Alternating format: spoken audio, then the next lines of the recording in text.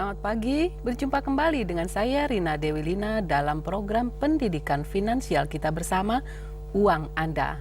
Sahabat uang Anda, pengeluaran konsumtif kita cenderung bertambah selama bulan Ramadan. Mulai dari pasar tradisional, swalayan, sampai kantor koperasi dipenuhi orang-orang yang berbelanja kebutuhan pangan. Maka terjadilah inflasi alias kenaikan harga. Seiring permintaan dan penawaran akan kebutuhan pokok yang semakin tinggi. Bila kita mengevaluasi pengeluaran pribadi atau keluarga selama bulan Ramadan, biasanya kita akan menemukan bahwa pengeluaran kita pun cenderung meningkat. Bukan hanya karena adanya kenaikan harga, tapi juga karena jumlah barang yang kita beli pun cenderung meningkat. Lepas dari masalah inflasi, kita perlu menyadari bahwa perilaku konsumtif melahirkan sikap hidup boros. Puasa di bulan Ramadan ini mestinya bisa melatih umat Islam untuk tidak memilih pola hidup konsumtif dan boros, melainkan pola hidup yang produktif dan memikirkan investasi. Ibadah puasa Ramadan juga sebetulnya merupakan momentum paling tepat untuk melatih hidup berhemat. Bukankah berhemat itu termasuk perilaku menahan diri yang merupakan esensi dari ibadah puasa itu sendiri? Peralihan dari gaya hidup boros konsumtif menjadi gaya hidup hemat produktif sudah saatnya dilakukan. Artinya harus ada perubahan dari perilaku negatif menjadi perilaku positif.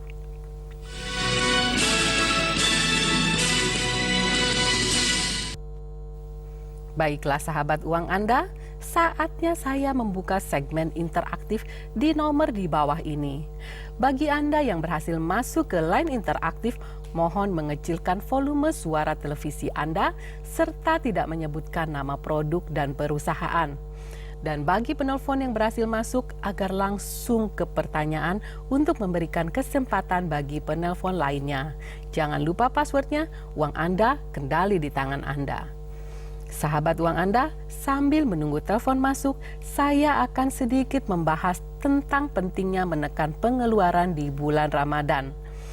Secara teori, menekan pengeluaran sebenarnya merupakan hal yang paling mudah dilakukan. Namun dalam praktiknya, cara ini tampaknya tidak mudah dilaksanakan, apalagi menjelang hari raya. Nah, bagaimana agar upaya kita menekan pengeluaran bisa berhasil? Marilah kita meninjau ulang seluruh daftar pengeluaran, pola dan gaya belanja kita dalam menghadapi bulan Ramadan. Sesuai dengan makna puasa, sebaiknya kita mengurangi dan mengendalikan sikap yang cenderung konsumtif. Karena itu, alangkah baiknya sebelum membelanjakan uang untuk berbelanja makanan buka puasa misalnya, kita tanya terlebih dahulu kepada diri sendiri beberapa pertanyaan seperti ini. Apakah kita benar-benar memerlukan bahan makanan ini? Kedua, berapa banyak yang sudah kita miliki? Ketiga, akan habis berapa lama?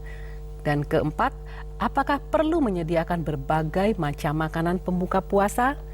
Dan kelima, biasanya kita berbuka puasa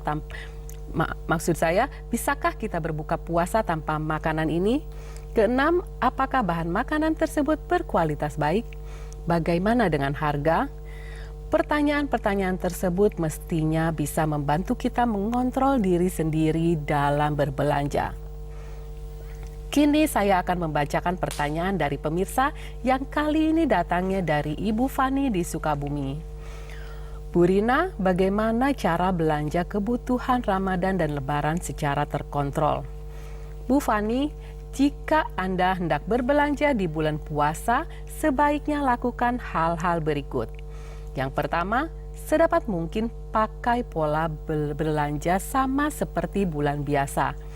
Namun bila terpaksa ada pengeluaran khusus, tentukan anggaran belanja terlebih dahulu.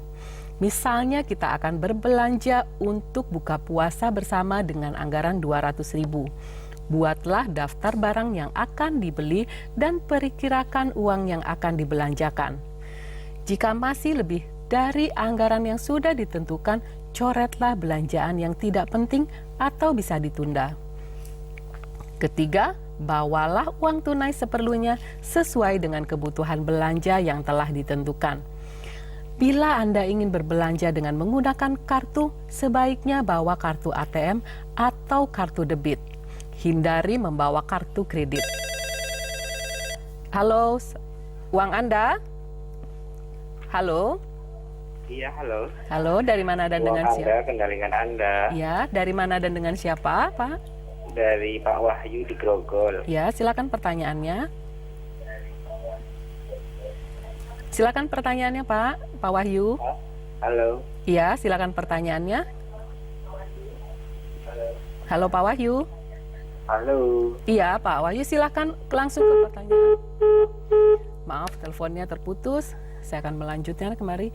Sahabat uang Anda keempat, ketika sampai di pusat perbelanjaan, prioritaskan berbelanja sesuai dengan yang dalam daftar belanja.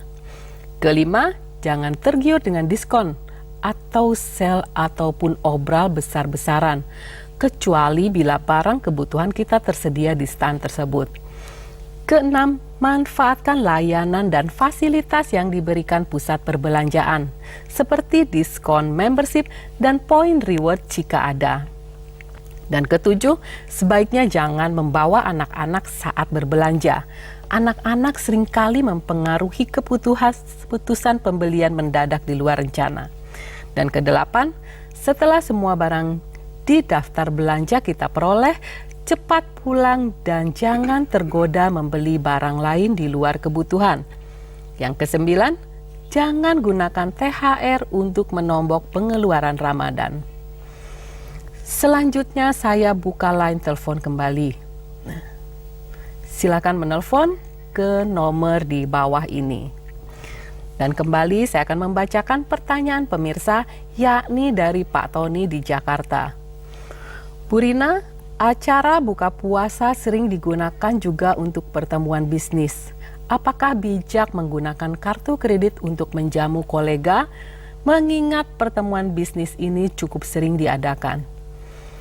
Pak Tony, transaksi dengan menggunakan kartu plastik memang cenderung melonjak di bulan puasa dan menjelang Lebaran. Di bulan puasa, kartu kredit banyak digunakan di resto-resto untuk berbuka puasa.